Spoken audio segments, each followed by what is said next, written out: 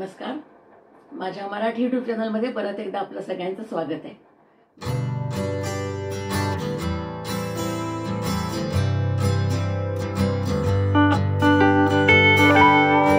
मैत्रिणींनो, रोझा पिक्चरचं एक जुनं गाणं होतं बघा.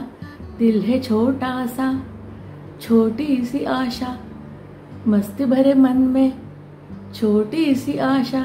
मैत्रिणींनो, त्या आशेचं इतकं कौतुक केलं होतं त्यांनी की खरोखरच मला पण विचार करावा असं वाटला की खरोखर मानवी आयुष्यामध्ये आशेला इतकं महत्त्व आहे का? हो, मनामध्ये आशा असणं म्हणजेच जिवंतपणाचं लक्षण आहे बघा. एखादा गरीब माणूस असतो ना, तो रोज हीच आशा ठेवून आपल्या कष्टाच्या कामावरती जात असतो की नाही मी आज हे कष्ट करतोय, पण आज ना उद्या मला श्रीमंती येईल आणि मी आनंदाने जगू शकेल. आणि यासाठी तो अविरत कष्ट करायला अजिबात मागे पुढे बघत नाही. आणि कधी ना कधीतरी त्याला त्याचं यश मिळेलच ना. एखादा गरीब विद्यार्थी असतो आणि तो सारखा नापास होत असतो, मग तो काय विचार करतो? नाराज न होता तो नवीन नवीन कोर्सेस शोधतो आणि त्याच्यामध्ये यश मिळवायचा प्रयत्न करतो. आणि हीच त्याच्या मनामध्ये आशा असते की नाही आज ना उद्या मला तर कुठला तरी योग्य मार्ग मिळेल आणि त्यात मी यशस्वी होईल. आणि मग तो असा पुढे पुढे चालत राहतो. मैत्रिणींनो, हा विचार करणं म्हणजेच माणसाच्या जिवंतपणाचं लक्षण आहे. मानवी मन जितकं सेन्सिटिव्ह राहील आणि विचार करेल तितकीच माणसाची प्रगती पुढे चालू राहते. आणि ही विचार प्रणाली करणं म्हणजेच एक शक्ती आहे आणि ती माणसाचं मन एकदम स्ट्रॉंग करते. भगवान के घर देर है अंधेर नाही, असं म्हणत म्हणत आपण पुढे चालत राहतो. आणि साईबाबांनी पण हाच संदेश दिलाय की श्रद्धा और सबुरी. तुम्ही एक ठोस श्रद्धा ठेवा कुठल्याही कामावरती आणि श्रद्धेने जर काम केलं तर त्याचं फळ तुम्हाला आज ना उद्या मिळेलच. पण आपण नाराज नाही झालं पाहिजे आणि काम आपलं चालूच ठेवलं पाहिजे. आणि आशा असली तरच आपण नवीन विचार करत राहतो. मग नवीन नवीन कल्पना डोक्यात येतात, नवीन नवीन शोध लावायला आपण पाहतो. अरे आज ये करके देखेंगे, ठीक है, सक्सेस नहीं हो तो क्या हुआ, दूसरा करेंगे, उसमें क्या है, चलो ठीक है.